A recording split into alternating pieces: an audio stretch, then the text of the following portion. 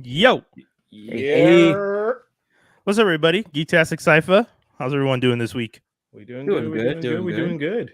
Episode 308. We are back. Full in effect. Our lovely Dave could not be with us this week. Yeah, he's probably busy planning his wedding. Yeah, right. This man. Okay, Are we allowed to say that? Oh, yeah. are we allowed to say he's planning his wedding? He got engaged, and we announced that he got engaged. Oh, okay, never But mind. knowing Dave, I feel like Dave is the type A personality who's just like, I need to organize this now and just get it out of the way. Mm-hmm. Yeah. So I feel no shame in saying, Dave, you just got engaged. You don't need to plan your wedding already. Plan the hell out of it. Old school rule was 18-month engagement. Old school. Yeah, but we dying quick out here, man. Yeah.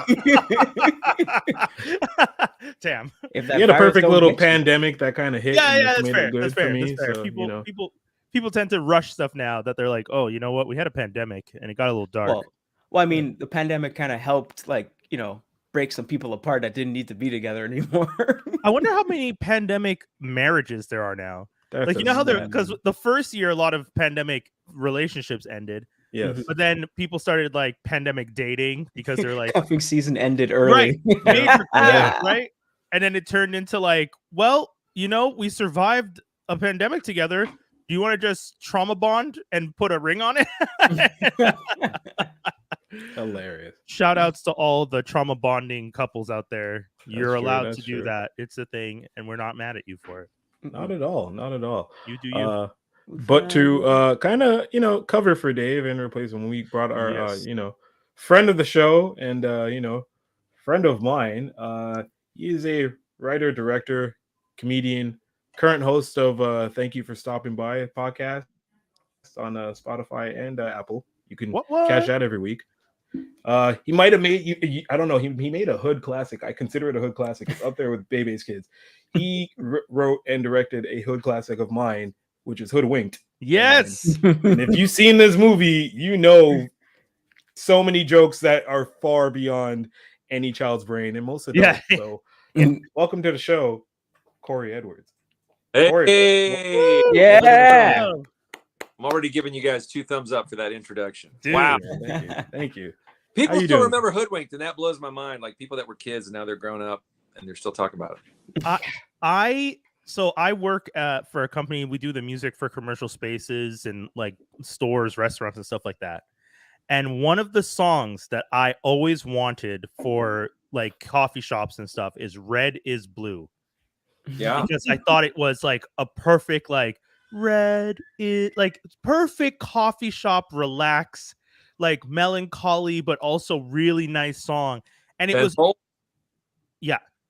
and it was album only for the whole time. And then finally I was given permission to get it for work. Oh, that's great. I was and I added it to every playlist, and now kids all over are listening to "Red Is Blue" from Hoodwinked because that's where I heard the song first. The song, so it was a big blast for him to have Ben Folds record a song he wrote. So that's cool. That's so cool.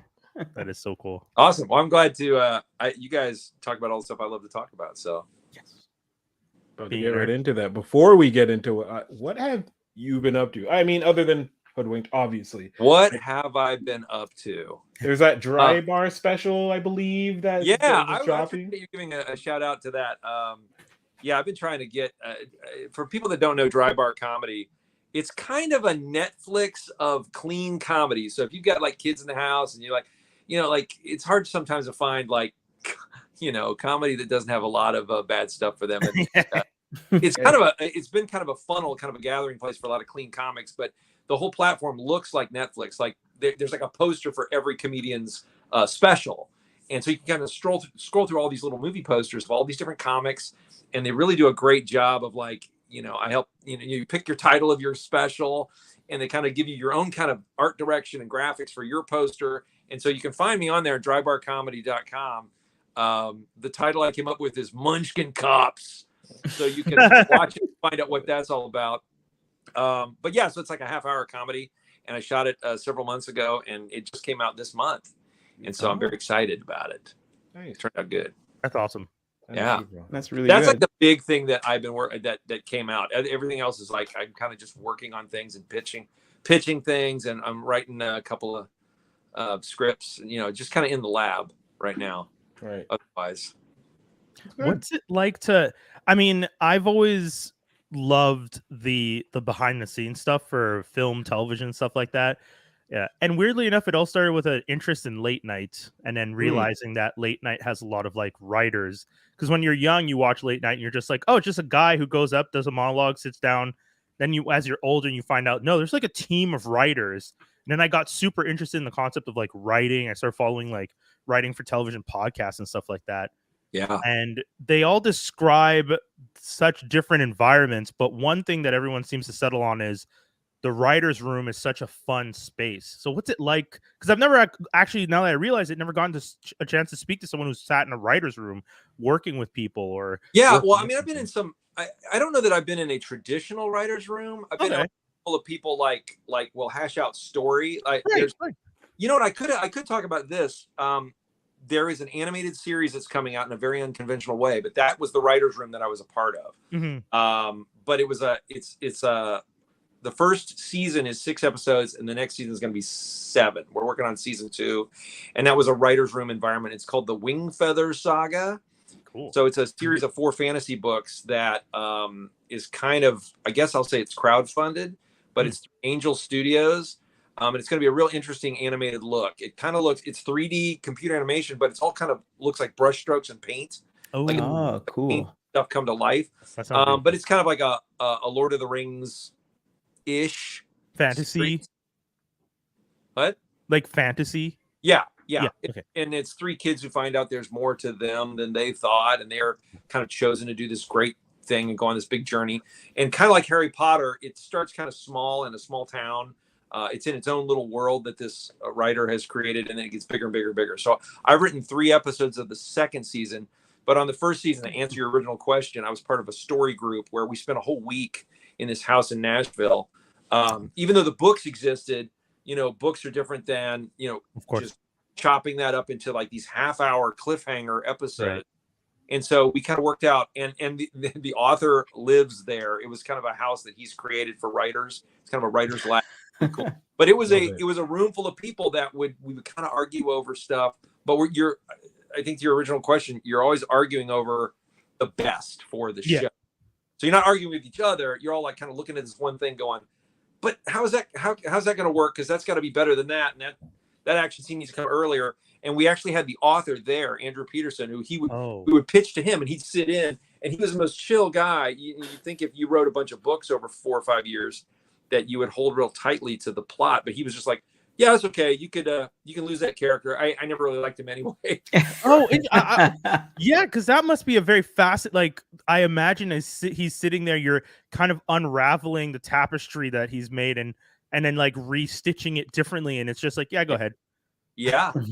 I mean, he was like, there were only a couple of moments where he's like, when I wrote the book, this one thing, and it'd be like a small weird thing that was important to him, and so we're like, yeah, we'll keep that. But so what I have experienced is the story process, the broad strokes of like, we all came away with like outlines, and then we went away and wrote by ourselves. So I don't know, like that TV model where like everybody's sitting around, like what I understand is we did in a week with 6 episodes. Like we broke down outlines for 6 episodes. That typically you spend 2 weeks on one episode, like of a procedural, which I don't know that I could take that. Yeah. Like, I like to write alone. I like to go away and be alone and just write. But it was really helpful to know, here's the outline that everybody's agreed on. It's been really beaten up. Our executive producer knows the books almost better than the author. So he would email me and say, make sure you get this, cut this. And so once I was writing, I mean, I don't want to say, but it was like super easy. Like, I love it. It took days to write 30 pages. Okay.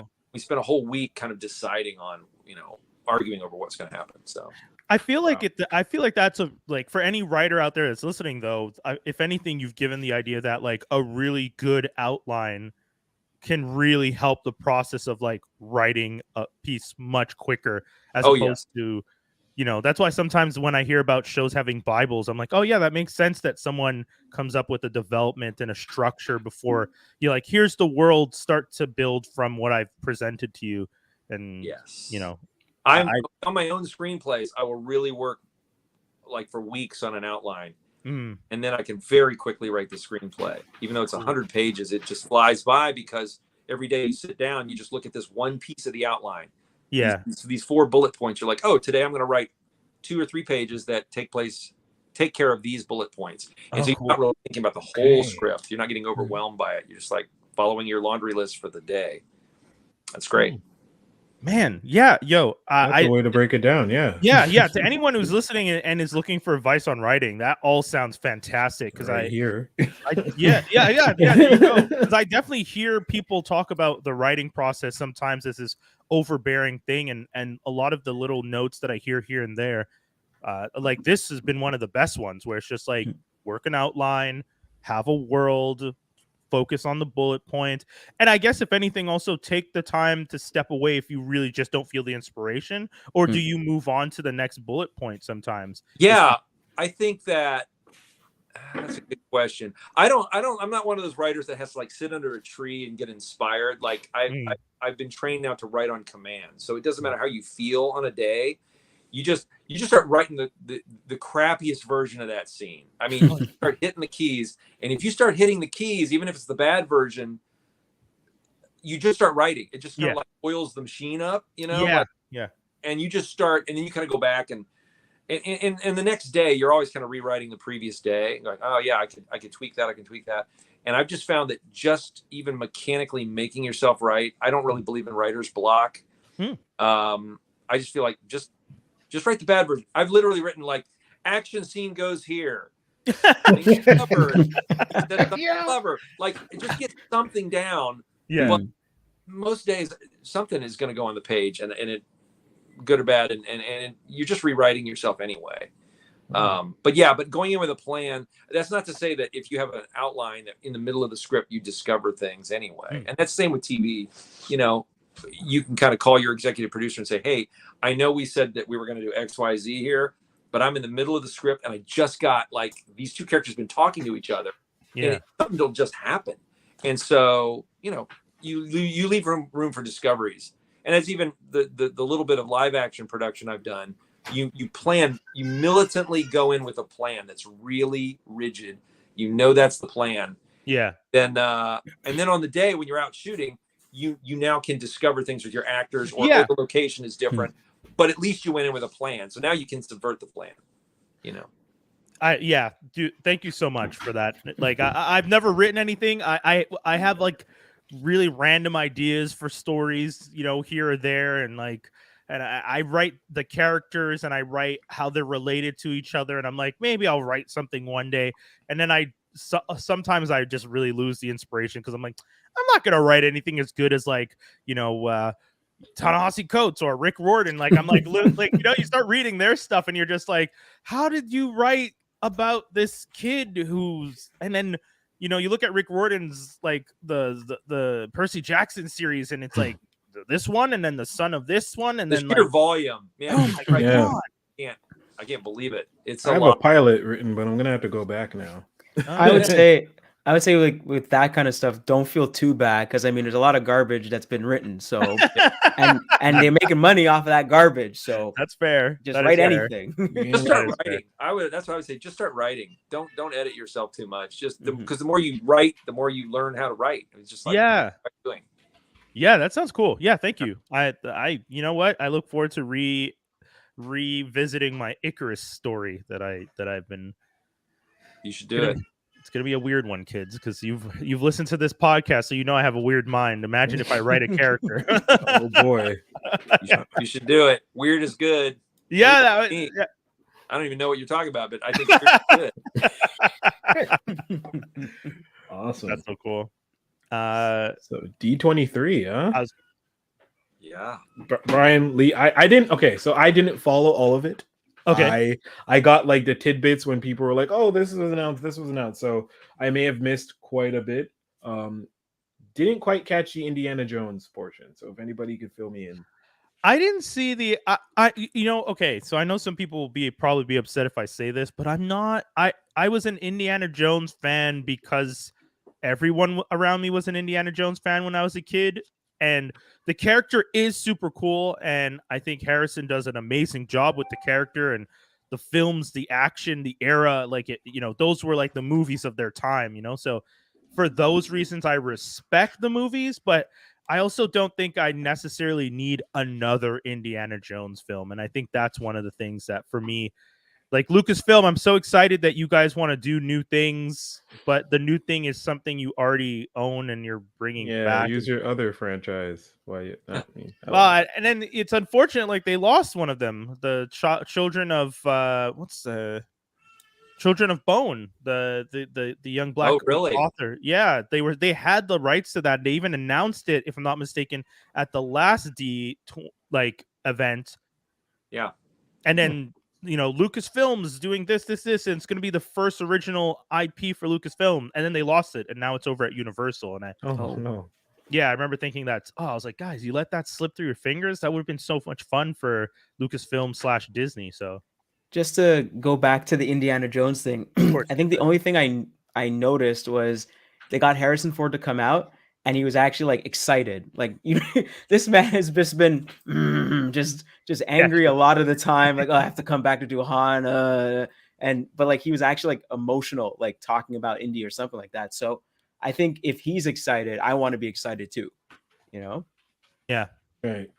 That intrigued me. Yeah, I love Indiana Jones, but I will speak sacrilege and say it's time to recast him. It's like he can't. He's 75 years old, or how old is he? Oh my God! I thought how's that possible? I thought they were going to get Chris Pratt to do the new one, but I guess that fell through. I thought, or that's not happening anymore. That was a rumor, but they're like he should be. I always think they should get like really old Harrison Ford to bookend a movie and go, well, I remember when I went after that old relic, and then like how they did in Last Crusade, how they had River Phoenix. Yeah. Just kind of reverse that ratio, and you can have Harrison Ford kind of like give a kiss goodbye to the, or kind of endorse the new guy, and the new guy is the flashback. That's 90% of the movie. But I'm also excited because at first I was like, oh, no Spielberg, but like, is it James Mangold? Like, he's like a good old fashioned movie maker. He's like, when I saw Ford v Ferrari again recently, oh, like, nice. This is like old school bare knuckle brawl kind of movie making they don't do anymore. And Logan, and like I think adds the fresh breath of air to Indiana Jones. And then I think they should just recast next. He did say at D23, he's like, this is the last one. I hope so. No, but he goes, I'm not falling down for you guys anymore. Yeah, I don't blame him. You shouldn't. Yeah, at 75, I don't know if I would even like how much. This is where I feel like my buddy would say, now. You're what? Sorry? I'm not going to fall down now. Yeah. This is where my buddy would say they backed up the money truck. That's essentially what it is. There's someone somewhere backed up the money truck, and Harrison was just like, no. Oh, that's a lot of money. like Crusted the Cloud. They just backed up a truck of money. I just took it. Did you guys see the behind the scenes about a year ago? There was a photo of him with like Toby Jones on location, and Harrison Ford had dots on his face, like registration dots. So now kind of like de-age him and part of the movie. Very intrigued by that. Oh God, do you think that's what they're gonna do for the whole movie? Well, I don't know. It's underneath Disney. When I saw Luke Skywalker in the last in that Boba Fett episode, I was like, they've cracked it, man. It doesn't look creepy at all. That I think they've cracked it. So yeah, I'm interested. And did we discuss it here? The person who did that was the young kid who did when they did the first time at the end of Mandalorian. That this kid like redid it, and everyone was just like, "Oh wow, this is way better." And then he got a job. Yeah, they hired that kid. They're just like, you know what? Yeah, you did it better than us. Let's take him on. What you got? Yeah, that's great. I wish I could. I wish I knew computers well enough to do something like that. I think Disney's been doing that since Tron Legacy, when you had young. You had actor that played Tron, and also Jeff Bridges. The young de-aged them, and then it just like, come on, we could crack this code. Keep going. True. It's crazy when you look back at that Tron Legacy, Jeff Bridges, and you're like, wow, we really have come far. I mean, that's, oh my God. The one that messed me up was Ant-Man, when you got to see Michael Douglas young. So my brain just like, oh my God, I'm a child and I'm watching Disclosure on VHS. You should not have been watching Disclosure on when you were a child. Well, I mean, when pay-per-view keeps advertising it, you're curious. I want to see this movie. What is this about? You're right. I have no idea what they're talking about. That is so crazy. Amazing. Avatar, do we care? I want to care. I really do. Yeah, me too. I can't. I kind of want to, but man, it's been a while, right? Like when? It's been too long, and one of the major issues I had, it's not an issue with the film, but it was an issue surrounding the film. A lot of people kept saying when the film came out the first time, oh, I don't know if I like it. And the person would ask you, did you see it in 3D? It's just like, no, they're just like, oh, well then that's why you have to see it in 3D. And I just remember thinking at the time, well, shouldn't the story be good enough that if I see it in traditional or 3D, I still love the film, and the 3D just adds this other element that's so fantastic. But that's the thing. I didn't see it in 3D the first time, and it just felt like another story, like any old story of us. Hey, indigenous community, we're gonna kick you out to do the things we want to do on this land because we can make a profit. And it's like, well, we've seen this story before. Like, oh man, I just wish the MacGuffin material wasn't just called unobtainium. Like, you're not even gonna try to make it sound better. What about that? Episode or something? I'm embarrassed to say I saw it multiple times in the theater. I think I'm a James Cameron disciple, and I just love his execution of any story. So I'm kind of trusting in James Cameron that if he's willing to like multiple movies, I'm like, and a video game. Double down hard. The idea sounds a little like I don't know how you can stretch this over multiple movies, but James Cameron is the guy who people have doomsayed him before. Why would you make another Terminator? And Terminator 2 is like, classic. And then he made Aliens. Like, how do you improve on Alien? And then he made Titanic, and you're like, we all know the boat sinks, and it's a movie of all time. So I kind of went on a ride for Avatar. I mean, I did go multiple times to the theater, and it gave me that Star Wars feeling. Oh, cool. But we've seen, like one of my kids said, well, we kind of like we went going, oh my gosh, it looks so real, it looks so amazing. Right. Now we've seen it all, so now it is like you say. It's what's the story? I mean, I'm intrigued, but trust in James Cameron. And it's a lot of money because they're that's the thing. Like Disney is trusting in him very, very much because like what is it? He maybe he will fill up that money truck you've been talking about. Yeah. Well, because didn't Disney kind of put a pause on a lot of, well, not a lot, but maybe some Fox stuff that they had bought? Like, oh, we're gonna do this. This is in the pipes. We're gonna do this. And then Disney bought a bunch of Fox stuff, and they're like, oh, let's just stop all that. But it didn't stop Cameron. They're just like, yeah, you keep doing you, man. Okay, we trust you. Oh man, he's kind of on his own island. Yeah. I he basically funded it himself. Like he doesn't really. The amount of times he went to go see go and see and fund the Titanic excavation of the Titanic, or go and see what's going on with the new technology he made just for that. Didn't he just buy it straight up or something crazy because he went so much? I don't know. Sounds like something he'd do. Oh yeah. When I think about how much money he probably already has, it's like, do you even need to make another, like, continue another franchise? Like, he's still spending Terminator money, B. So why is he so intrigued? Why did he want to go back? Why is he playing I guess the same motion capture toys? There's got to be a reason. That's why fair. He's innovating. He's like, if I don't do it, no one else has time to do it. I got time. I want to believe the conspiracy theory that he found the aliens from the abyss, and that's why he kept going back to talk to them.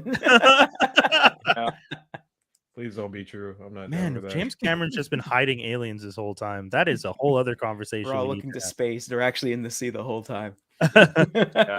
He was right. Cameron, you monster. Yeah. You smart, intelligent, wonderfully creative monster. You. Yeah. I mean, what else happened at D23? Little Mermaid. Yeah. From what AD Club is saying, it's the worst of it. So I don't know. I didn't see the trailer. I saw the trailer, and you tell. At the end of it, I was pretty excited and happy. And I just did the most black thing I ever did. I yelled at the screen, "You sing, girl! You sing, yeah. it!" Well, it's weird the dust up about what race the Little Mermaid is going to be. I don't know that it is a race thing. I think it is that. I think if she had red hair or something, or like it's such a departure from. It's like if you give Captain Kirk a mustache, people would riot. So it's like there's this iconic image people have in their minds. Yeah, and I think it's being subverted so much. But like I'm up for seeing what the movie's going to be. But it's just so funny that they made like Pinocchio and Geppetto exactly like the movie. Yeah. And this one, I think they just need to be like this one. We're going to try something different. Yeah, because Snow White's also going to be Latina, and like didn't know that. But also, here's a thought, Not a guys. problem, but didn't know that. Here's a thought. These fictional characters. Oh, you can't do that to people though, because you know how. Yes, I can. Are. I mean, you can. But it's fictional. It is fiction. Like that's the thing. Like when I explain things like last week when we talked about Elliot Franklin, the reason I said you shouldn't race bend Elliot Franklin from the comic book from Marvel is because he has a storyline about being a black person, and you can't tell that story if you race bend him. Ariel being white, black, whatever has no bearing on her story. It doesn't change her story. So that's where I'm just like, guys, you realize this is a mermaid. They already don't exist. So you can make mermaids look however you want. You know how some mermaids and some stuff have scales on their faces? Right. Like, people like, also black centaurs? Yes. But also, Wendell, go ahead. Well, I was going to say also the thing about Ariel, the big important thing about her is that she can sing. Right. That's the big crux of the story, is that she gives up her voice so she can have legs. Right. And you want to make sure that the actress that's singing can sing. And and then you could bring her out to Disney 23. You could bring her out to all the shows on ABC and have her just belt out all those songs and everything like that. Yeah. That's the crux. That's the big, super important part of Ariel. I mean, regardless of what she looks like, she has to sing. Because I mean, if she doesn't sing, then you got Beauty and the Beast. And true. I love Emma Watson. I love her, but man, when I was just like, oh, she's trying so hard. Yeah. That's fantastic. That is a fantastic example. And I was also telling my fiance that like the funny thing about the Little Mermaid, Disney Little Mermaid, is that she's a big, like, I guess the term would be like weeaboo, like a weeb for humans. Okay. And somehow she has a statue of Prince Eric in her little collector's cave, and she's fawning over this statue of this prince. And I was like thinking like, that's really weird and awkward. And then I thought about it again. I was like, no, wait, why would they make a statue of anybody? Of course, it would make a statue of a prince. Yeah. Yeah. But you're also thinking like, were they shipping this statue over to him? And the ship fell, and she managed to like just drag that over to her. There's just statues of Prince Eric underwater that she's just funny. Like collecting. Yeah, and you're right. Haley can sing. That's like she is a big one. She is a Beyonce tapped singer. Like she has Beyonce's cosign. Her and her sister were like discovered by Beyonce. So I dare people to run around being like, well, this girl can't have the role to Beyonce. Like someone that's my thing. I want Beyonce to come out and be like, can you guys say that again and say it with your chest? Because I dare somebody to try and tell Beyonce that one of her prodigies that she has single-handedly selected as like, hey, this kid has the gift. You can tell that to Beyonce. Oh, we don't think this person can do the job because they don't look the way we think. I'd like to also add, and people tend to forget, but like Ariel had mad sisters, and they were all kinds of black. Yeah. And Latina. Like, even in the cartoon, like, they Right. were blonde and brunette, and I saw a black one or two. Yep. I was like, wait, so like King Trident got busy. So why Yeah, are we? yeah. I don't understand. He went international. Right? this one's Ariel. No, she's not. Oh, no, that's the second Ariel. The other one, that was 89. This is 22 Ariel. Not a problem. I understand. If she didn't have red hair, I'd have a problem. I'd understand. If there was no flounder, I'd have a problem. Right. Are we I don't getting understand. Sebastian? Yeah, we better. I would assume so. Remember when they said they weren't going to give us Raja? Yeah. And people went nuts, and then they threw in Raja. Like, here, have your giant tiger. Fine, go. You gotta have Sebastian. I got a question though, You gotta have because Sebastian. Corey, you worked on an animated project that kids love to this day. How would you feel if someone said they wanted to do a live action Hoodwinked?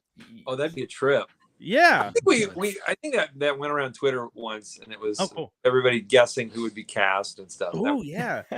Who would you want cast in some of those roles? I don't know. I have to think about that. Who's like a new young girl out there that would? I don't know. I have to think about. Yeah, that's fair. I kind of want that's Patrick a hard Warburton to still be the wolf, though. Yeah, nice. Yeah. He's so good. Hard to imagine Yeah. else. You got to bring back Exhibit too. Yeah. Got to bring. Yeah. Got to bring back Exhibit. Yeah, he'd be good. Huh. I'm trying to Super think good, of... especially now that he's gotten older. Yeah, for sure. He's for sure like grizzled and such. Yeah. Yeah, he'd be good. Young act. I'm gonna look up young actresses while you guys keep talking about these. Yeah, okay. I want to throw out some ideas. And Grant, All right. maybe I would still have Glenn Close be Granny.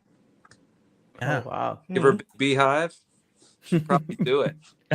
Yeah, she's in her like you know what? Let me just have some fun phase. She's like, Yeah. Stop nominating me for Oscars. I don't need any more. Stop it. I'm just gonna do this. I'm gonna do. She did the last what was it called again? Oh my goodness, Mary Poppins. That was it. Yeah. Oh yeah. Wow. She did Mary Poppins. And I was like, yeah, that's a fun. Glenn Close was in that? Yeah, she was the reverse. Like she was. Oh, I forgot what character she was, but I was surprised that she was. I was like, oh shoot, I didn't even expect her in this. Oh, that's good. Yeah, she seemed game for anything. Mm-hmm. Yeah, that's good. We should. Yeah, I kind of welcome other people's input on that. Like, who do you think? Who do you think? Because I can't even think right now. We're gonna have to present that. I will dreamcast things like when I'm on a road trip. I'll just think to myself, let's dreamcast until they made the A Team. That was one of my favorites. I'll dreamcast like Gilligan's Island, the movie. Day, but it takes a while. It takes like an hour where you're like, oh, I forgot about that guy. Yeah. Hold on. I have one. Rachel Roth. No, is that the character's name? What's the actress's name? You know what? I'm watching Only Murders in the Building. I'm finally catching up. Oh, I just finished it. Season 2. Selena Gomez might make a pretty good Red Riding Hood. She's got this like cherubic face. Mm. She does. I would say it looks like she has a baby's face. Yes. Mhm. Yeah. She does. Yeah. She's pretty great in that show too. How far did you watch season 1 and 2? I'm heading into the end of season 1. I am very late to the game. Okay, yeah. Same for me. I literally finished season 2 today, and that's what I was going to talk about on the pod when we jump into View the Right Thing. But Tegan Croft is what you're thinking about. Tegan Croft. I was thinking of the young actress who just got tapped. Well, not just tapped, but who's been playing Raven in the Titans series. Her name's Tegan Croft. Let me see if I can find a picture of her. That's full circle too, because the original voice for Red Riding Hood was Tara Strong. Oh, true. Oh, and she did great. She did Raven's voice. Yeah, dude, that Wow. was yeah. And she does, like, she's a young actress. Like, I think she could really play the role. And I guess it also, I'm typecasting her because I did picture her in the hood, but I just pictured the hood, the Raven Hood red. But like, I think realized I want John Cena to play the Woodsman. Oh, nice. He'd kill that. That's so good. I was gonna say The Rock, but I think it's John Cena. No, John Cena time, yeah. I like Cena's comedic timing. I think he has really good comedic timing. Yeah. He's got the chin for it. Yeah. Yeah. For the role. Man, I gotta say my favorite. So, I don't drink coffee because I'm already a hyper person, and most of the time, whenever my friends ask me like, "Well, what do you mean?" And I'm just like, "Okay, have you ever seen Hoodwinked?" And I'm Oh, like, you know, when the squirrel goes on caffeine and starts to essentially vibrate on a different frequency from all things, that's how I would be if I drank coffee. And I like that. And now I'm like, who would voice the squirrel? Because I Ooh. love that. because you know who did voice the squirrel, Yes. Oh, no way. Yeah. but I would So- give it up to I don't know, Ben Schwartz. I don't know. You got to Ooh, up. Mm. You got to speed it up. Schwartz is good. Schwartz is good. Yeah, he does a lot of Aziz voices. Ansari. He'd be like, Oh, Aziz yeah. Ansari, yeah. Oh my god, Aziz would kill that too. Wow. Okay. those are Oh. all yeah. Hey, so I'm liking this fan casting because I know you said you want to take some time, but so far this has been pretty solid. Like Yeah. We're gonna there's have some to remember pretty, like, these. you might want to make some calls. yeah. Well, you know, it's like Batman says, or no, who is it? Harvey Dent. You know, you either die the hero, Yeah. or you stick around long enough to watch yourself get rebooted. So it's been like 18 years. So it's like if I just hang around long enough, like people still ask me about Hoodwinked 3 or rebooting it. And I'm just like, Yeah. it's not up to me, but you know where to reach me. Yeah. I honestly, Hoodwinked's such a fun movie. Can we throw in John Mulaney in there somewhere? Ooh. Oh yes. We could. Who would he be? Who the rabbit was played by Andy Dick, right? Yeah. John Mulaney would be pretty funny for that. I Or was he might, he might be good as Bill Stork. Oh, yeah. I would love that. Anthony Anderson was Bill Stork, and this was before he was a really big star and kind of his own force of nature. But I think that John Mulaney as one of the chiefs of police, or maybe Nicky Flippers. He might do a different twist, not a British guy, but just kind of a kind of a New York detective. Oh yeah. Trying to get all the facts straight. That's People cool. would keep accusing each other. You'd say, no. Thank you. I love it. I love Mulaney. Yeah, I really enjoy him. great. Yeah. Okay. So they showed us Ariel. The world freaked out. They showed us More Andor. yes, more Andor, which Yes. you know what? I'm not going to complain. I want to see Andor because anyone who's watched the show before has heard me say no more Jedis. Don't want Jedis. Yeah. I want. So this show is exactly what I've asked for. So I'm just going to say, okay, I'm going to sit and wait because you're finally giving me the thing without Jet. And I mean, like Mandalorian's great, but I still see Jedis show up. I don't want any Jedis. Yeah. Well, you're not gonna like their new series that they just announced, a series of shorts called Tales of. Oh the yeah, but Jedi. that's that's the Clone Wars continuation, so that's fine. Go ahead. Oh, Yeah, is it? Oh, okay. All right. Yeah, Yeah, I think so. I think they showed Mace Windu showing Yeah, up and stuff like that. Yeah. and it's Count what's Dooku's, but before he turns, and that's gonna be one. And there's a whole bunch of stuff, and that I'm fine with. If you That want would be helpful. yeah, That would be helpful because I felt like you went into episode 2 and it's like, yeah, Dooku, and I'm like, who is that guy? Yeah, why do I hate this guy? Like, why? I watched Clone Wars. He doesn't really you don't see the rise of him or anything. It's just poof, and I'm like, but who's that guy? I don't know who that guy is. Yeah, no, Why do we hate him?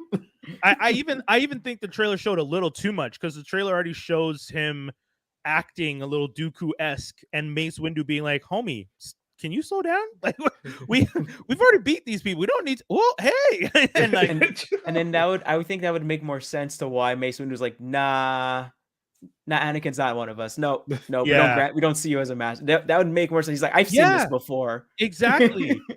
Yeah, because and that's one thing I felt like, trailers reveal a lot these days. And I know it's the sense of getting people interested. So I understand the importance of that because it is competitive as hell to get people's attention. It's not even just what's on TV. You also have podcasts. You also have gaming. Like every industry has so much. It's a lot of content. So I know that when it comes to a 30-second trailer, you want people to be talking about this because 30 seconds they'll forget with the next 2 things they watch that they even watched a trailer. But at this point, the Dooku thing, like I genuinely feel like I've watched most of that episode and it was a 30-second trailer. And like, wow.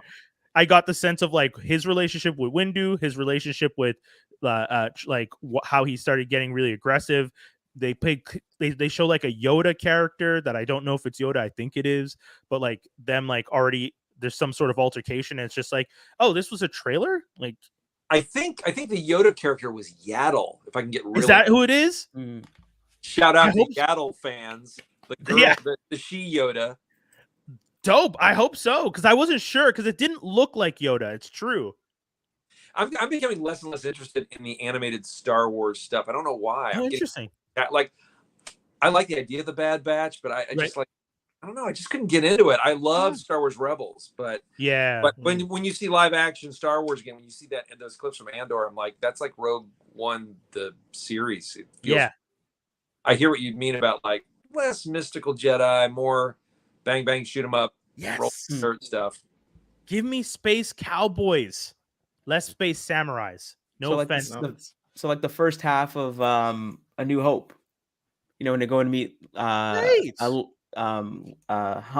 in the bar and everything, and he shoots somebody, and you're like, oh shoot, what's going on? You know, and I feel like that's one of the things that most people enjoyed about the early Star Wars stuff. Like that first scene is considered one of the most iconic scenes in all of Star Wars, and then you took that scene and did way less, and you went super mythical ghost people fighting with light swords, and that's cool.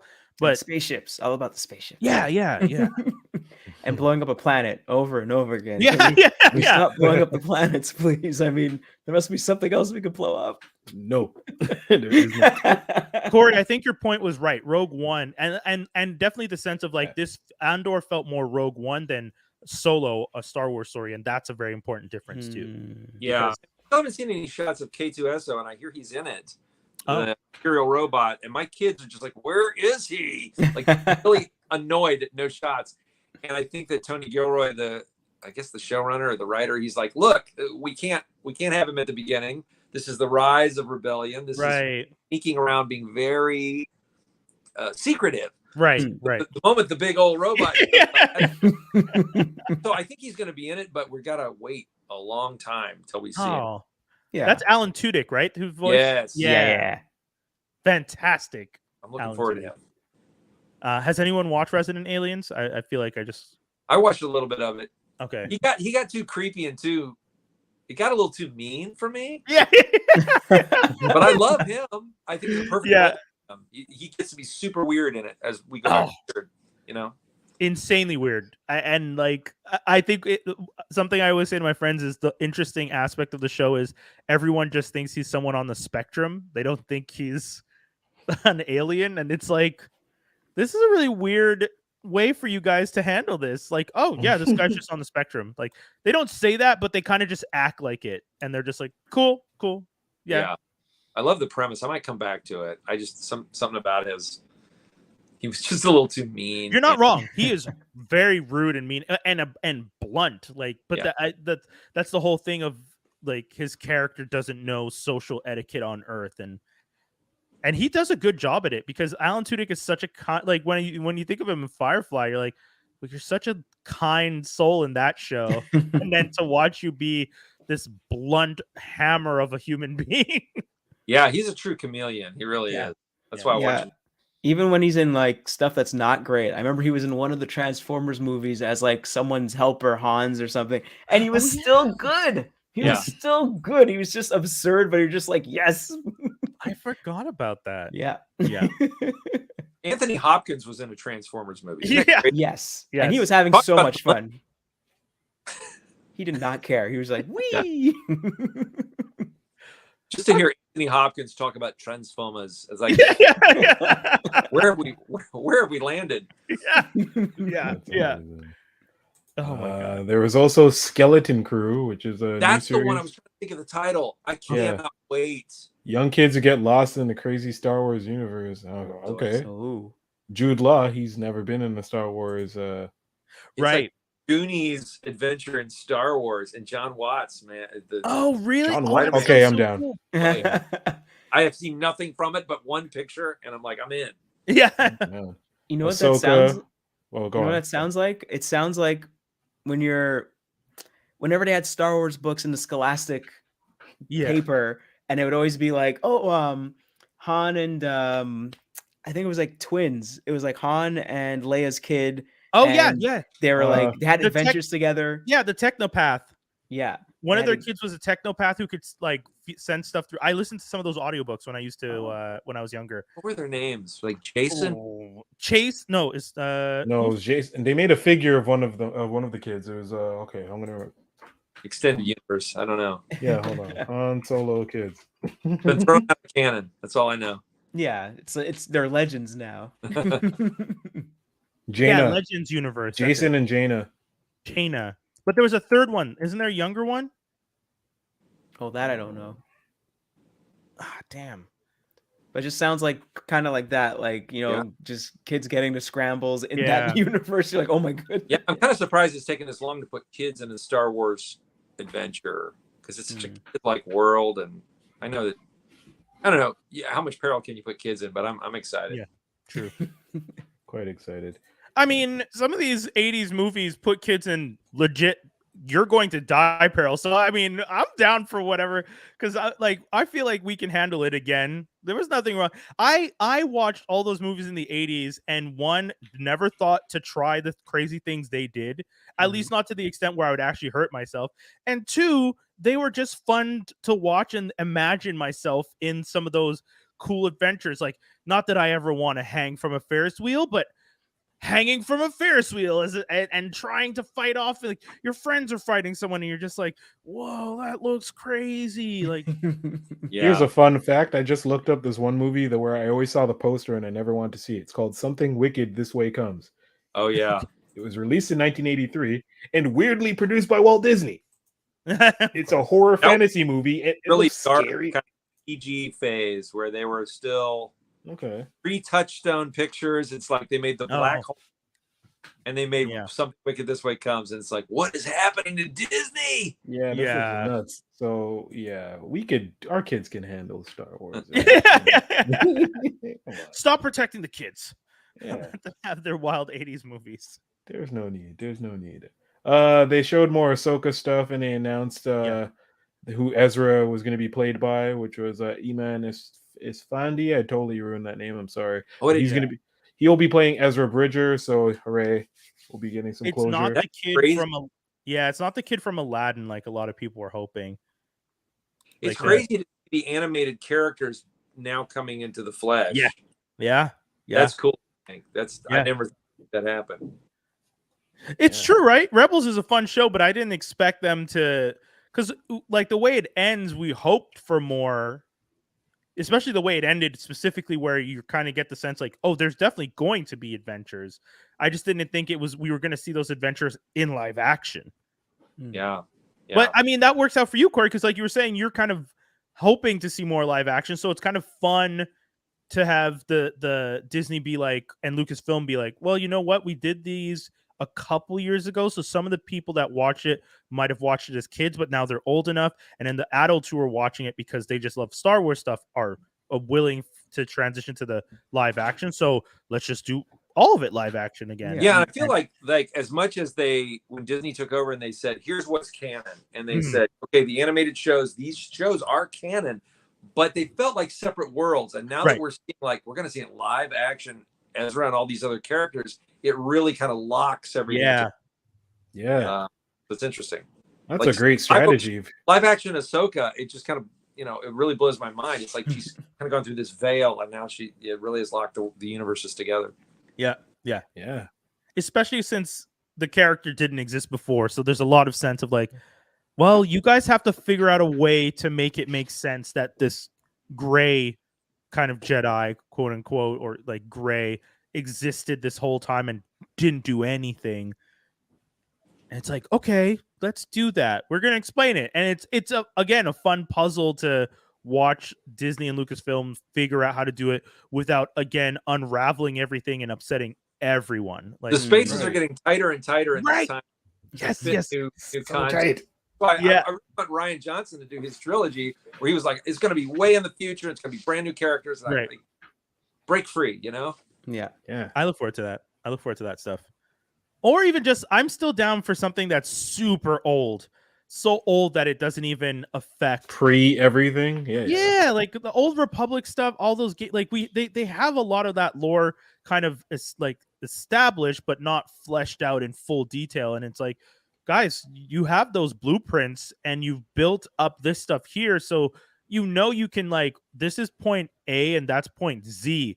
You have so many steps you can take and so many stories you can do on film and everything to kind of get closer to that without even actually getting to it. You know, like if you were doing the history of the world and where's the Star Trek Next Generation of Star Wars? Like, let's leap ahead 100, 200 years. That's fair. Yeah. Start over. Yeah. True. I mean, we wouldn't, I would love it either way. As a Star Wars fan, you just want to see it. It makes me like smile to think that in like, say 20, 30 years, there's going to be kids that grew up on like the Ahsoka live show and they're only going to know like Mandalorian and whatever else live stuff they put out. And then say someone mentions like, oh, well, no, you're going to have to go back to like, okay. They're going to ask the kid like, oh, well, you're going to have to go back to like Star Wars Rebels, which came out in like 2000, whatever. And it's nuts because as a kid, I was growing up and during our lunch breaks when it was raining outside, they play like Star Wars, but then you would know like Luke, Leia, Han, Chewbacca, and you're like, okay, fine. But then they wouldn't mention any of like the other lore. No one was talking about the Ewoks cartoon. No one was talking about the Droids cartoon or anything like that. So it's going to be very weird to see kids deal with only live action and not really realize of the animated stuff that came before it, which is, imagine if this was the entire strategy. Here, we're going to build up these new characters, but we're just going to not cheap out, but just make it less expensive for us, do it in animation, and just build them up to live character status. So you can almost like test drive a live character. Who's worthy of a live action? Who was they just introduced him in Boba Fett's show. Which the Wookiee or who are you talking about? Not the Wookiee. Well, the Wookiee, him too, but then the other mercenary. Cad Bane? Yes. Yeah. Yeah, they built him up nicely over time. Not dead yet. I was really bummed that they shot him, but I hope he's not dead. No, I don't think he's Talk dead. About a super cool looking character. Wow. They did so good with Cad Bane. Cool. So good. Wow. It's like don't do another Darth Maul where you give me this really great cool character, kill him off. No, we need years of this guy before we finally kill him. Come on. Cad Bane's gonna be around for a little bit. Yeah. Well, I know with Darth Maul, didn't they do something in one of the animated shows where they did that whole thing? But it's like, I know what you mean. Robot legs and you know, I hate that, but I wasn't a big fan. Solo with robot legs and a hologram. So the moment Solo ended, my son, he turns to me and goes, "Robot legs, guess it's canon." And I was like, Because if you're gonna make him dead, make him dead. If you're gonna cut him in half, falls down a shaft, just make him dead. But I wish they hadn't have. I wish he was hard to kill for like 3 movies, and then you finally kill him. You know, like that feels more like, you know. Yeah, it's like Vader. Vader was hard to take down. The Emperor was hard to take down. It was like you felt like a decade of waiting for him to die. Right.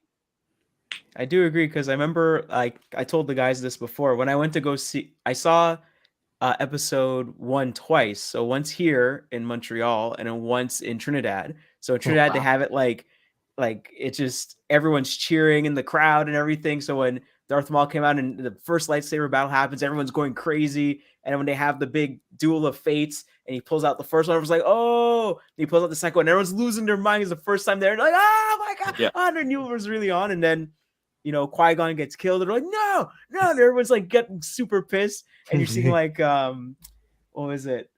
Oh no, I'm losing the momentum. Obi-Wan, I think he was pissed. And then he's like, no, I have to focus, calm down. And he starts meditating, and then the fight happens, picks up again, and they start going at it. And then when he finally wins, the whole crowd just goes crazy and so that's like, I find you always need moments like that where the crowd just gets super into it, and I think the last time I experienced it here, not in a movie, like a cinema kind of like film festival kind of thing, was the Avengers Endgame. And everyone's just going crazy because everyone's coming back, and he says on your left, and you're like, oh my god, Falcon's back, and then all the rings open up and everyone's just super happy. Goosebumps. Like every once in a while I go on YouTube, or it'll pop up on my social media that particular somebody grabbed the audio of an opening night crowd when the camera rises up and flies into Cap's hand. You just hear the crowd while you're watching the clip. I'll watch it every once in a while and get goosebumps. Like, there's nothing like that. Nothing. It was great. I've also heard that with Bollywood movies and other movies from Southeast Asia, like people go nuts. Like I think the most recent one was RRR. Oh yeah, I can RRR with you guys. RRR. They were showing they only show this is gonna come out, and they were showing a trailer, and the trailer had a little bit of one of the dance songs called Natu Natu, and then people just memorized the choreography for that. And when the movie came out, you saw people on top of where the screen is. They're doing they're partnering up and they're doing the dance. They're doing the dance in the aisles. Just people just going nuts. That's amazing. It's a different experience, man. I'm like, I kind of want to go. I want to go. And lastly, we're getting into the Marvel portion of. I mean, Marvel didn't really announce anything new. They showed a few trailers. They announced that. I'm happy about this. For Captain America New World Order, we are getting a bit of a continuation from the Incredible Hulk. So we have the same actor who played the leader in the Incredible Hulk. He's returning to be the main villain for Captain America New World Order. Very happy. So happy. As a Cap fan here, that's just like my bread and butter. Thunderbolts, we got the cast of the Thunderbolts, which is a big thing for me. Yeah, so finding out exactly who the Thunderbolts are. Me too. I mean, I'm happy they went the way they went. I thought Baron Zemo would be included, but we'll see. I don't know. But the premise was he's the guy that rounds them all up, but they didn't talk about him at all. Nope, not at all. Maybe we got over Zemo'd with the Falcon and Winter Soldier series.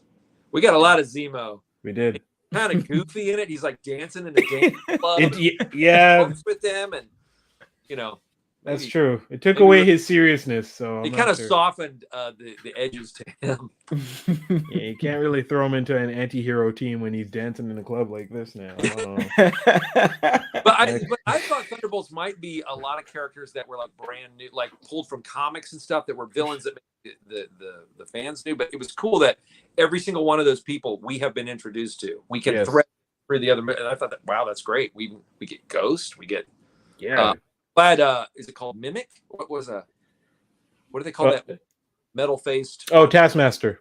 Taskmaster. I thought that was such a cool idea for a character, and I was sorry to see. I thought that was the end of that character. So did I too. After what happened, maybe it's a different person underneath the guys. But my two boys love Red Guardian. I got a 15, 13-year-old, and they were like, "Oh, I'm so glad he's back. He's so funny and he's so fun." Yeah.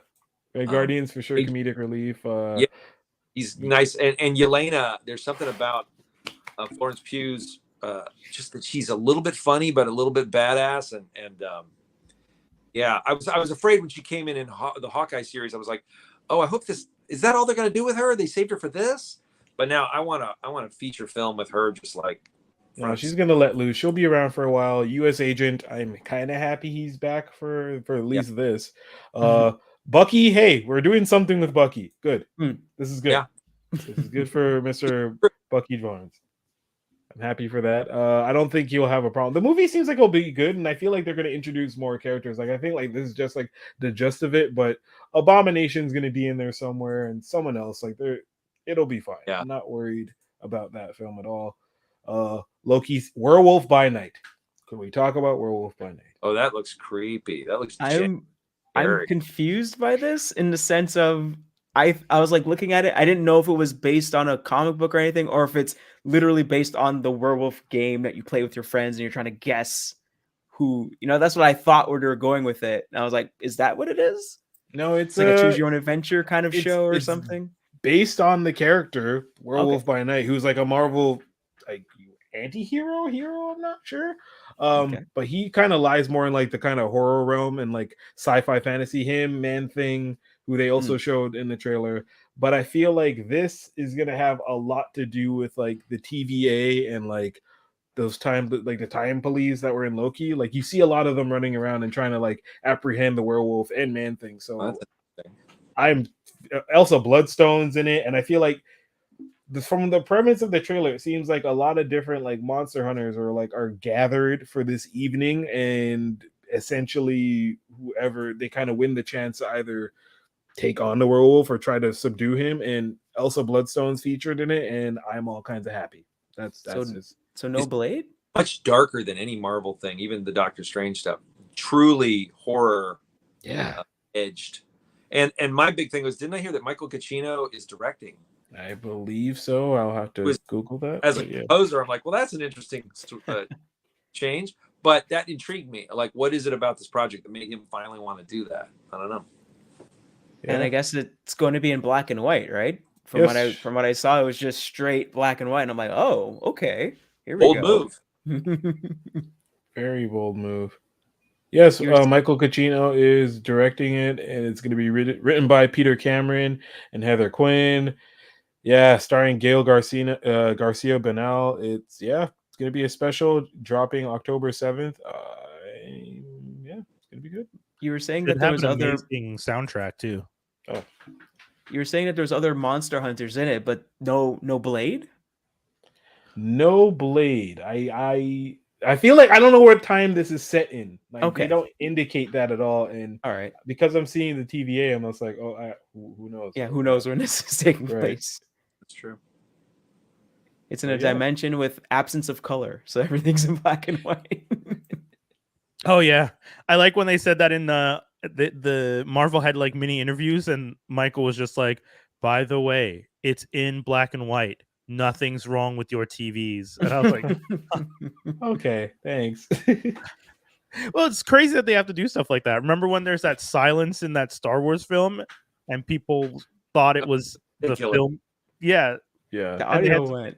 Yeah, they had to put up signs being like, there is a moment of silence in the film that is intentional.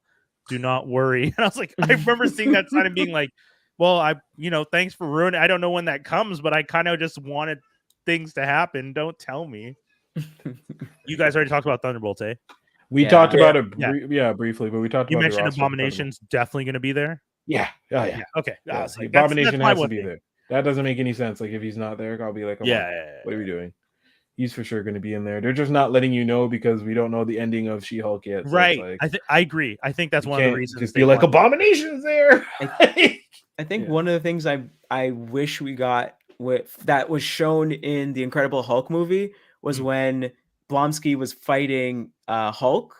When he had the super soldier serum in him and he was like flipping around and doing all this crazy stuff. Oh, yeah. And we just never got that again. And I'm like, no, that was so cool. Do it again. Oh, because Hulk shattered his body after you kicked him into a tree. I remember that. Well, yeah, but he didn't kick him for 20 seconds. And it was so amazing to look at all that gymnastics. That was the closest to the super soldier serum that we had seen at that point other than... Actually, no, wasn't that... Because we hadn't seen Cap yet, right? He's not... No, he's not. He didn't show up at that point. Right. So that's kind of like the first time we see someone with a successful super soldier serum. Now that we think about it. Mm-hmm. That's crazy. And we never had Cap fight Hulk and have that happen again. Because it's just like, no, they're just going to be separated. We're not going to do that. Yeah. Man, I never thought about that. That's true. I think that's kind of cool. Because that crux has been such a major part. Like the Earth 1610 Brian Michael Bendis Ultimate Universe stuff. Yeah. That was the whole thing, right? Like every aspect of that universe is someone who's trying to recreate the super soldier serum. And that was like the genesis of all aspects of the story. So it's interesting to see in the MCU, one of the first times we got to see it was, again, someone trying to create the super soldier serum and successfully making one, but still getting their ass beat by the Hulk. So they're like, give me more juice. It's like, Oh wow. I didn't see this, but I will get to this as to why this is a thing. But lastly, what did you think of the Secret Invasion trailer, Brian? I loved it. I enjoyed it. Yeah, I that got is excited. pure spy level. Like, what do they call them? The caps and like what's the jokey nickname they have for the people that do the spy stuff? Because Captain America always hides with the cap and shades. So they call them like the cap and shade movies or something. But that this is like it's one like Captain America Winter Soldier is such a fantastic film, and this is the closest I feel I've ever seen to them getting back to that feeling of like pure spy but set in the MCU. Yeah, Fury's looking real grisly. Oh yeah. And I wasn't excited for that series when they announced it. Yeah, I put it in a box in my mind of like TV series or streaming series, and it looks like a movie. Like, I don't know what the budget of these things, but it looks like a movie. It looks huge. Yeah. Corey, what's your thoughts on that? When some people say there's no such thing as a 6-hour movie, you're making a TV show. What do you like when people throw It's a weird middle ground. It's like when I was a kid, I remember miniseries that would come out, like fair point, Roots or the Thornbirds or whatever. The Day After was like a 2-night event. It was 4 hours. Shogun. Yeah, Shogun. So I barely remember this as a kid. But this is a cool kind of format where it's like you can get a movie star to do something for 6 hours. Yeah. Not for 24 episodes. You could never get these people for 24 episodes. But then some of these streaming series where it's like you got 6 or 8 episodes, it's like, you could have done this in a 2-hour movie. Yeah, that's fair. Like, that's fair. You know, like some of these, I'm not even pinpointing one. I'm not going to pick on one in specifics, but like, there'll be a whole scene that's like 10 minutes long that if it was in a movie, it would be like a 1-minute thing. Yeah. That lets you know the same amount of information. And movies have a momentum that they just kind of really relax in these 6 and 8 hour. Yeah, but I don't know if you can call that a 6-hour movie. Right. But what are we in the 5th act of a 5-act? Yeah. So I think there are these rise and falls in each episode of like you have climaxes, you have cliffhangers. But I'm loving it. I'm loving that we're in kind of a golden age where, wow, we get 6 hours of the Falcon and Winter Soldier. Yeah. We get a lot more time with these characters. Yeah. And I don't know how long this streaming thing will last or whether it's going to evolve into something else.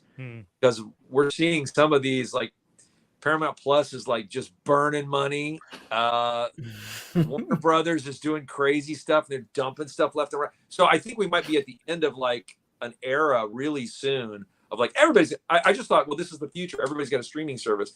But these streamers have given us kind of this format that I don't know if we go back to traditional kind of 24 episode television, what they're going to do with these in the future. You'll just buy a box set of this like giant 6-hour thing. I'm so happy you mentioned Paramount Plus because I watched what's the movie that I watched today? Oh man, it was so bad. Out of Office.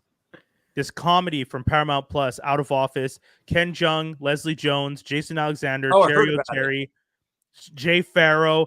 Like this insanely stacked cast, and you can see that they wrote this almost as if it was an SNL sketch, and it starts off so solid as this SNL-esque, like it's a company and it's all the employees are online at the same time because it's a company that does chat customer service for people, and their boss wants them to stay on in a group chat on video the whole day while they're answering questions because he knows that if he's not watching them, they won't work. And that's Ken Jeong's character. And the beginning of it is funny because the interactions are silly. Jason Alexander is the dad who cares about his daughter, all this kind of like silly stuff. And you're like, ha ha ha. And then it just gets to the middle act where you're like, oh, you guys ran out of stuff to do in the context of the joke you wrote, and now you're just kind of like, okay, just throw in a bunch of other scenes to try and land this thing. And then I watched it and I was like, oh no, why Paramount? Like this. That sounds like The Bubble, which was on Netflix, the Judd Apatow comedy. Oh yeah, yes. Like, wow, you can just kind of make 90 minutes of anything, I guess. Like, that is a perfect example of a movie it's similar to. Yes, it happens, then another thing happens, then another thing, and now it's over. Like, it doesn't feel like there was like a middle and end and stakes, and you didn't really feel like it was a movie. It was just like a series of funny scenes. But right. Yeah, man. And yeah. So when you mentioned Paramount Plus kind of burning money, it's just like, I'm just thinking like, how expensive was it to make a movie with that many people, that many names, and then you put it on your streamer, and I'm like, yeah, those are big names. But if the reviews get out and people realize the second and third act of that film completely falls apart, it's like, well, why would I subscribe to your service to see this one movie that doesn't stick the landing? Right. And there's so many streamers now. Like, we can't all subscribe. I'm not going to subscribe. I've picked 3. One of them I'm getting free with my T-Mobile bill. Right. Yeah. Another one I'm getting free with my AT&T wireless. Like, I got free right now. I'm like, what do you say, Disney Plus? Like, right. I'm going to pick one. And so people are going to, some of them, these are going to crash real soon. Yeah. I think. Yeah, for sure. Oh man, when I really like when they start falling, I would love you to come back on to discuss, because I've been saying the streaming wars is not sustainable. There's no format in which it can just, and one of the reasons I think Amazon will continue to trudge along is they're smart because they bundled it with their main service. So if you have Prime and you're paying $100 a year, by the way, guys, we have this streaming service that has a whole bunch of little TV shows. Streaming service. We got the music, and we got the Audible. We got we got all this stuff. And we're just gonna toss a bunch of plates in front of you, and you get a little sample. Just enjoy what you're eating. It's like, how are you competing with any? Like when Netflix did their deal with, oh no, sorry, it wasn't Netflix. Hulu and Spotify at one point had a deal where they were doing a bundle, and I remember thinking like, okay, bundling, this might be the way that you guys can survive and like take steps to outdo your competitors. And then that fell apart because Disney ends up buying stuff and Hulu's now over there. But like, if you're not bundling stuff together, I don't see, like you're saying, you get it for free with this one service, you get it for free with that other service. If they're not going to start offering the streamers for free with other things, I don't see people wanting to just pay for all of them. It's impossible. Yeah. Right. Very expensive. Yeah. Incredibly expensive. Do we want to get into View the Right Thing real quick? I feel like I already spoke about the crap of Out of Office, so I feel bad. That's true. I will follow up with House of Dragons, or The House of the Dragons, because I had no idea it was that long, and I just informed Brian that there was that many these in the title of that show. So far, I'm on episode 3. And... Oh, you didn't even get to the wildest one then. See, so okay, people are talking about episode 4 and all this crazy incestuous underage, and I'm almost like, hey, that's Game of Thrones. You signed up for it. This is what you're gonna get. Right. And they know they can get away with it, so they're gonna keep doing that kind of stuff. I think it's weird. I hope it wasn't between the uncle and the niece, because I hope not. I already think that relationship is super weird, and how he could be on a killing spree and she's gonna be like, hey, Unc, you ain't gonna do that. Just give me back that there egg. And hey, so we'll see. So far, I like the show. Can it go downhill really fast? I don't know. A lot of turmoil is happening in the king. What's the current king's name? I don't know. No, it's not Aegon. It starts with a V, I think. But Vice. Oh, yeah. I hold on. I'll look it up. We'll call him the Weak King. Okay. So far in the Weak King's reign, I'm not really appreciative of the amount of war that he's going through, and so I feel like he's almost done. And then Aegon's going to come up, and there's going to be a lot of. I just want some happiness with these dragons before we get to all the bloodshed. Too much bloodshed. Let's just calm it down a bit. Wait, you want the Game of Thrones? Yeah, I was gonna say yes. So you just said people need to be prepared for incestuous stories, which you're like, hey, that's Game of Thrones. You deal with it. But a show that's literally about empires rising and falling. And you're like, I won't want the gore. The happy Tigerian Empire with all the dragons. I'm cool with that, but if they start infighting, it just gets to the point where like there's somebody you like, hey, a character you like, and then he's dead the next week. I don't. Yeah. That's gonna. But the first episode of Game of Thrones, they literally shove a kid out a window. Thank you. Yeah.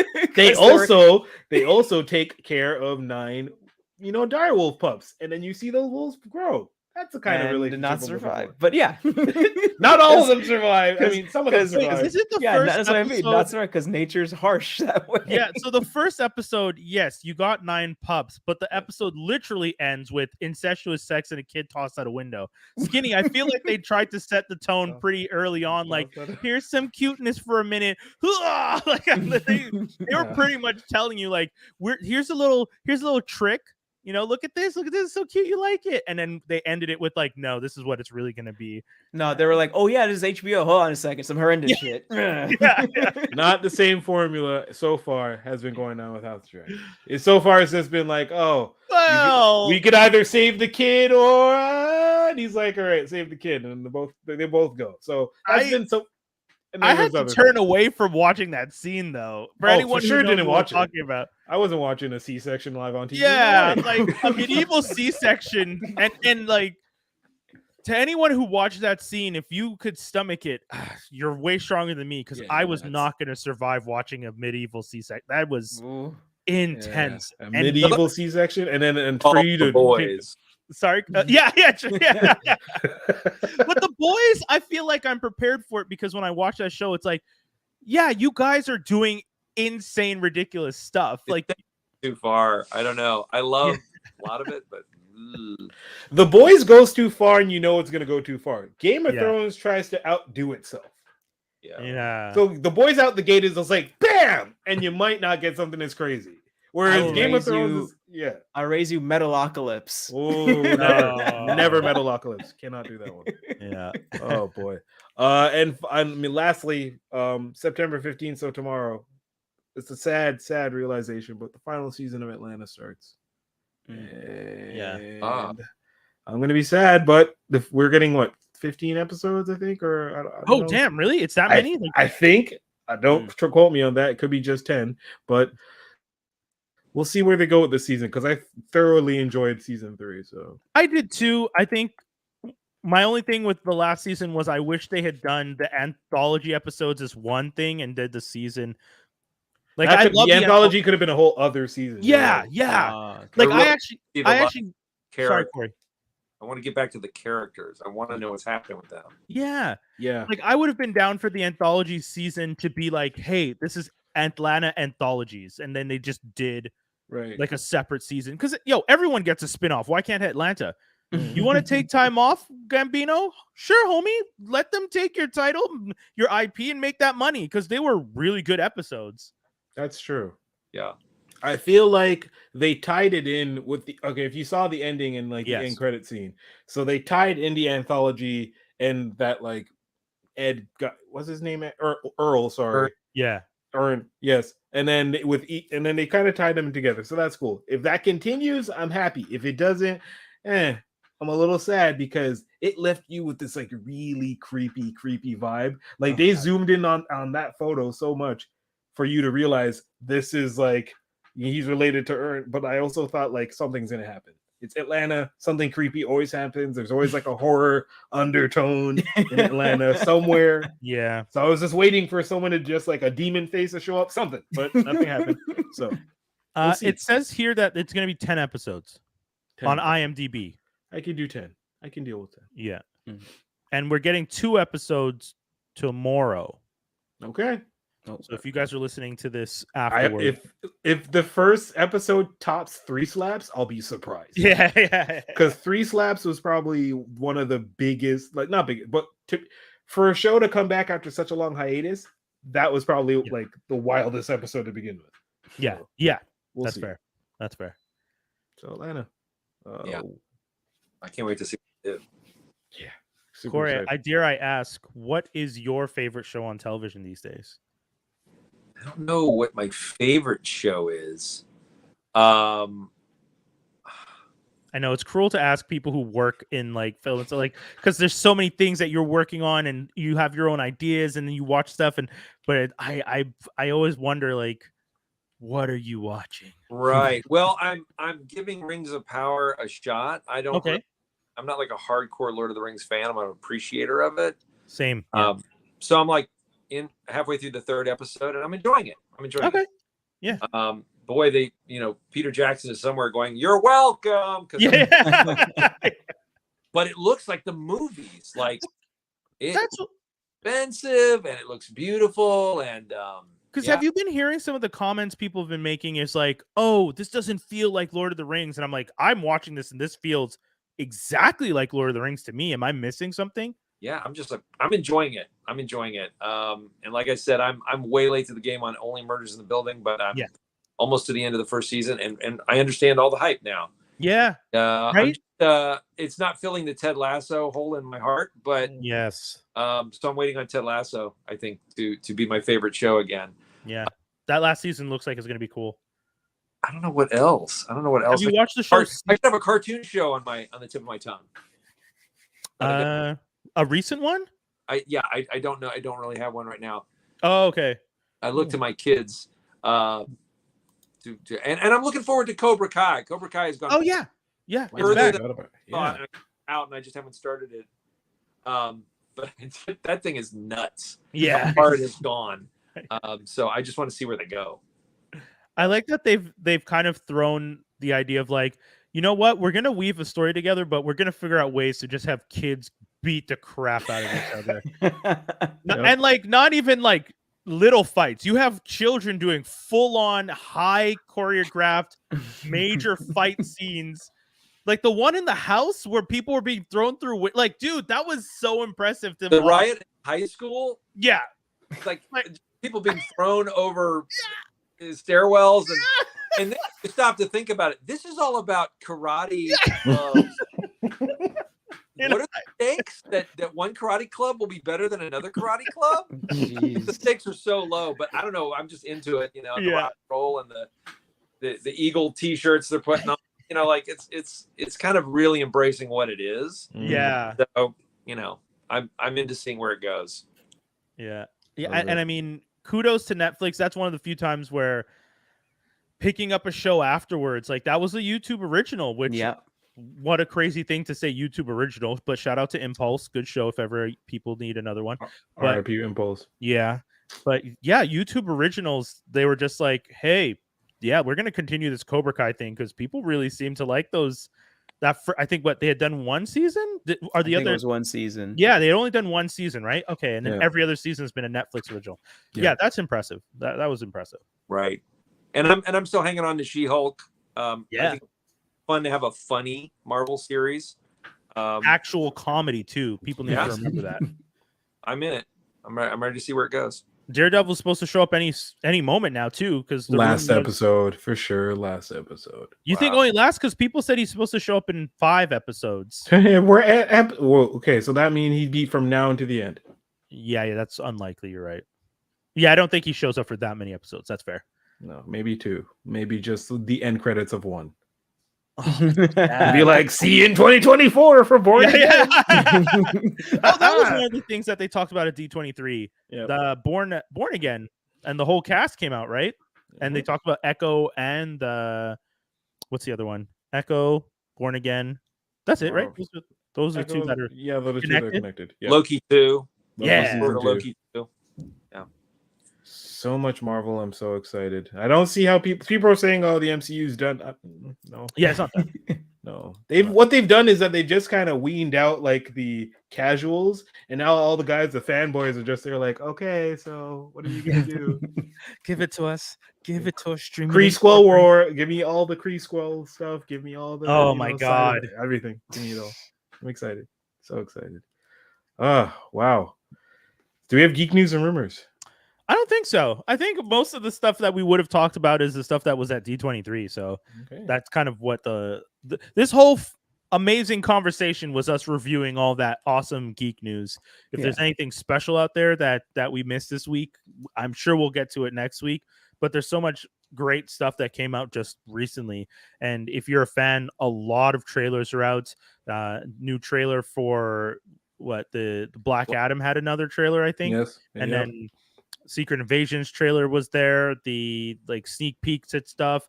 Just go check out trending trailers on YouTube, and you'll see so much stuff that is going to be fascinating and interesting and fun to watch.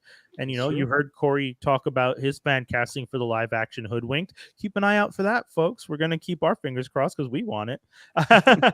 For sure. Corey, thank you so much for joining us. We're going to definitely have to have you back once. Yeah, man. Anything Star Wars drops, probably when Andor drops or anything, but, you know. Yeah. And for more fan casting, because, yes. Yeah, I'll try to think. I'll try to have more updates on that, on my thoughts. But this was really fun. I enjoyed everything. I enjoyed all the topics. Awesome. I'll do any topics. Beautiful. Well, thank you for joining us. And Brian, you can do the usual sign off thing that you do. Well, but one last thing, Corey, where can people find all your stuff, your social media? Where can they follow? Like, where is some of the stuff that they can check out so that, you know, because I want people to check out your stuff. Tell them about the pod. True. I'm back on Instagram. I was off, but now I'm back on because I got stuff to promote all of a sudden. The comedy special on Dry Bar Comedy. You know what I'll say? CoreyEdwards.com. CoreyEdwards.com. That kind of leads to everything. That's what I try to do. So I have a blog that sometimes I still write a blog, but like you can see the podcast, which is Thanks for Stopping By, where I just interview people in creative careers. Then you can also get to my comedy special. And, Instagram is, I think it's CoreyEdwards.ig. And Twitter is Real Corey Edwards on Twitter. That's about it. Twitter. Awesome. Beautiful. Thank you so much. This was so much fun. Great conversation. Fantastic to just geek out with someone anytime we get the chance to. And also thank you for all that writing advice. Like, I mean, I don't know if that was intended that you wanted to pass on and convey such wonderful knowledge, but you really did. And I think it's anyone who's out there who's a writer who's starting off or who is even continuing, or anyone who's in the moment having writer's block, like you were saying, just write. You know, even if it's just the act, you know, like you were saying, do the warm-ups, get the oil running, and that will just feel natural. So it's really cool. We appreciate that. Folks, always a pleasure. Sorry, Edward. Corey, anything else you want to say? No, that's it. I had a great time. Thank you. Guys, the usual, thank you so much for tuning into another edition of Geektastic Cypher. We just want to remind you guys that if you guys want to follow all our wonderful content, you can do so on @Geektastic Cypher. You can find us on all our socials there, and you can check out Chops Vision with Skinny and Joey Chops, and you can check out The Dumbest Timeline with myself and Jaws. Oh, you can also check out Transformers Slag with my man Proto Man. Check that out for all your Transformers news and any other related things like that. That's it, guys. We are out. Thank you once again for tuning in to another edition. Episode 308. It's crazy when we say it. 308 episodes. I think that's the title. I like that. It's crazy when we say it. Yo, yeah. That's a good title right there. That's good. And shout outs to Dave again. I know he's not here, but we like to tease the dude. So, you know, again, Dave, congrats. Congrats. You smart bastard. We're out. Peace, everybody. Toodaloo. Take care.